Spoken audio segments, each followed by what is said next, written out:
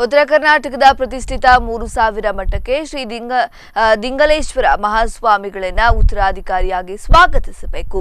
ಮಠದ ಗೌರವ ಉಳಿಸುವ ಜೊತೆಗೆ ಭಕ್ತರಿಗೆ ಅನುಕೂಲ ಮಾಡಿಕೊಡಬೇಕೆಂದು 3000 ಮಠದ ಸಲಹಾ ಸಮಿತಿಯ ಪ್ರಮುಖ ಮಾಜಿ ಸಂಸದ ವಿಜಯ ಸಂಕೇಶ್ವರ್ ಹೇಳಿದ್ದು, ಮಠದ ವಿವಾದ ತಾರ್ಕಿಕ ಅಂತ್ಯಕ್ಕೆ ಬರತೊಡಗಿದೆ. 3000 ಮಠದ ಆಸ್ತಿಯನ್ನ ಹಾಲಿ ಗುರುತಿಸಿದ್ದ ಗುರುಸಿದ್ಧ ಶ್ರೀಗಳು ಮಾರಾಟ ಮಾಡಿದ್ರು. ಹಲವು ವರ್ಷಗಳಿಂದ ಯಾವುದೇ ಧಾರ್ಮಿಕ ಕಾರ್ಯಗಳು ನಡೀತಾ ಇಲ್ಲ.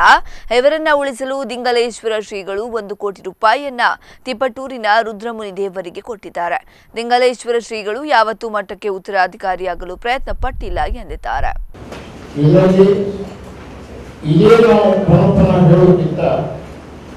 ಈಗ ಕಾಲ ಕೂಡಿ ಬಂದಿದೆ.